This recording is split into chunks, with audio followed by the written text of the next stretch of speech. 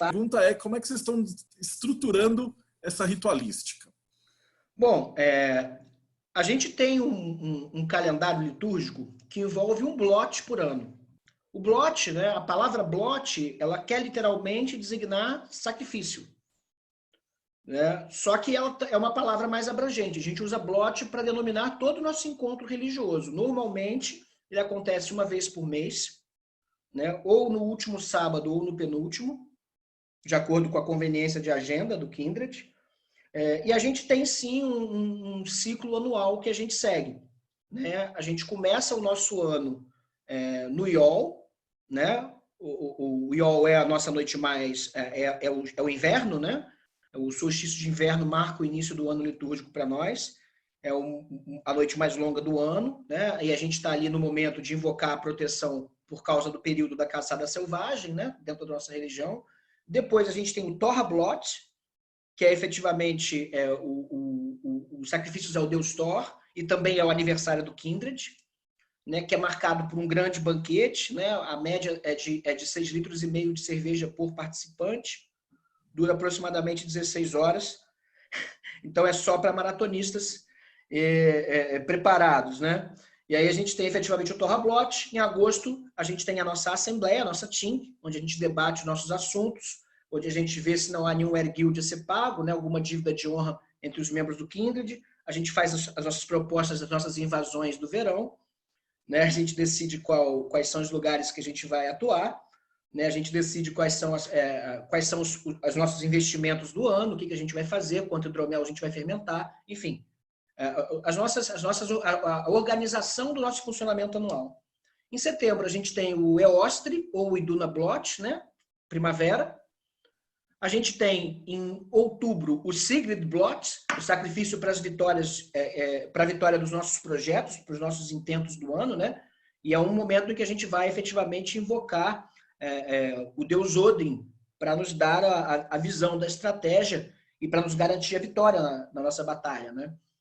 A gente vai ter, em novembro, a gente tem o Vanir Blot, onde a gente vai cultuar os deuses Vanir.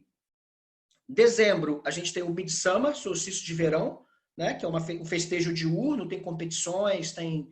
enfim, eu estou tentando há algum tempo fazer os vikings dançarem, mas tá difícil. Né? A gente vai precisar de alguma ajuda nisso, né? As bruxas vão ter que nos ajudar de novo, mais uma vez. Elas já nos ensinaram a montar uma mesa com flores, né? Na primavera. Agora elas vão ter que nos ensinar a dançar, se a gente puder contar com essa generosidade. Mas, por enquanto, a gente tem combates, né, simulados, diversões de verão, né? Em janeiro, a gente tem Alfar Blot, né? A gente normalmente vai a uma cachoeira aqui próximo visitar um alfar amigo nosso. Né, é um blote dos deuses, né, dos espíritos da luz, né, os Ljósarfar, né? Em fevereiro nós temos o Freyfax, a festa do deus Freyr. Em março a gente tem o Haustablot, que é um rito de outono e de preparação para o inverno, né? É um rito mais, digamos assim, aconchegante, é um rito de troca de presentes entre o Kindred e os convidados, né? Algo nesse sentido, sempre algo nesse sentido. Depois nós temos o Duergar Blot, onde nós fazemos um blot para os anões, para que nos ajudem com as novas ferramentas. Esse ano a gente precisou fazer um Duergar Blot online, e foi muito interessante porque o nosso pedido foi de aprender a usar as novas ferramentas, né? E desde então a gente conversou com várias pessoas na internet, né? Os microfones dão defeito, mas funcionam, e a gente conseguiu nesse ano um bom favor dos anões, pelo que nós vamos recompensá-los, evidentemente, com o ouro e a cerveja que eles precisam. Né? Depois nós temos o Disablot, onde nós vamos venerar as nossas ancestrais femininas, que protegem a nossa família, né? E efetivamente o culto aos espíritos das nossas mortas, né? As ancestrais femininas que mantêm a trama do nosso destino sendo traçada, emendam quando a gente faz alguma merda, né? E nos ajudam efetivamente a manter as coisas no trilho. E depois do Disablote, efetivamente, de novo o Iol. Né? Essa é a roda do ano. Mas você tinha me perguntado como é que acontece, não é isso? Você queria saber como é que acontece o blot. Ou não? Isso. Você não tinha me perguntado isso. Não, eu não perguntei, agora eu estou perguntando. Não, eu estou fascinado aqui porque você conseguiu adaptar maravilhosamente a nossa roda aqui do Sul com a parte prática mesmo, né? Que, pô, o anão vai verificar as ferramentas, depois o hidromel, e, putz, eu estou fascinado. É porque, na verdade, Marcelo, tem um problema em tudo isso, né? Porque eu acho que uma religião ela tem que ter uma utilidade na vida de quem pratica, porque não há razão para você se dedicar a uma religião se ela não traz nada para a sua vida, né? Se eu não fosse seguir uma religião, eu abraçaria uma filosofia. E agora, a essa altura, eu estaria no absoluto niilismo. Não me pareceu proveitoso, já que não é indiferente para mim se meu computador funciona ou não. Então, eu prefiro pautar, do ponto de vista de uma prática cotidiana, esses ritos que dão significado para a nossa vida. Né? E aí, efetivamente, se não dá significado para a nossa vida, não interessa para nós. Não dá para fingir que a gente é viking. Eu não tenho por que fazer um plot para consertar um dracar. Mas eu tenho, efetivamente, que consertar as ferramentas. Eu tenho que fermentar o hidromel. Eu preciso fazer o festival de colheita. Então, eu tenho que ter um lote de plantio. Então, é assim que a gente tem trabalhado. Né? E esses blots, eles sempre, nesse momento do Kindred, a gente fez experimentações, mas aí a gente chegou à conclusão em um formato que tem sido muito proveitoso atualmente, que é um formato que é o seguinte: durante o dia, enquanto o sol está a pino, a gente trabalha. Né? Agora eu me mudei para um sítio mais afastado, então muito trabalho para ser feito. Então, para começar, a gente teria que construir o Hogger sagrado, onde a gente cultua os deuses. Então, efetivamente, a gente teve que construir uma ponte para chegar até ele. Então, a gente constrói as nossas coisas durante o dia e durante a noite a gente celebra. A celebração tem 2 momentos. O primeiro momento é o Simbel, ou Sumbel, né? Que é o momento do banquete.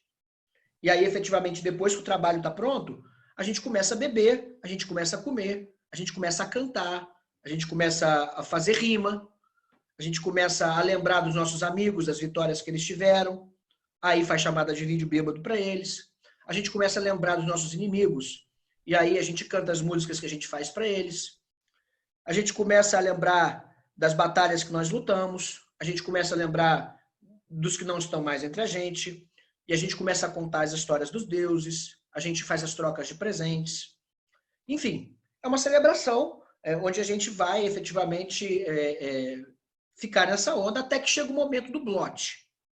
No momento do blot, que é mais ou menos quando a gente começa a sentir que o êxtase da bebida, da comida, né, da festa já está num nível alto, mas que a gente ainda pode canalizar ele com segurança, a gente vai efetivamente para o Hogger. Né? O Hogger, ele é um templo de pedras que a gente construiu. Na verdade, faz parte do processo iniciático do Kindred de Sangue do Vale a construção do Hogger. A pessoa precisa construí-lo, ela precisa somar as pedras dela naquele templo, e aí, efetivamente, a gente vai até lá.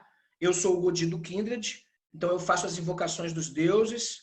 O Skald do Kindred toca os tambores, ou toca lira, toca lindamente, né? O Yokriton, ele é o Vitic do Kindred, ele cuida tanto do aspecto mágico e da segurança mágica das nossas reuniões, quanto também do encanto da música nas nossas reuniões. Né? Ele é uma pessoa muito talentosa e tem capacidades profissionais em todos esses aspectos. Né?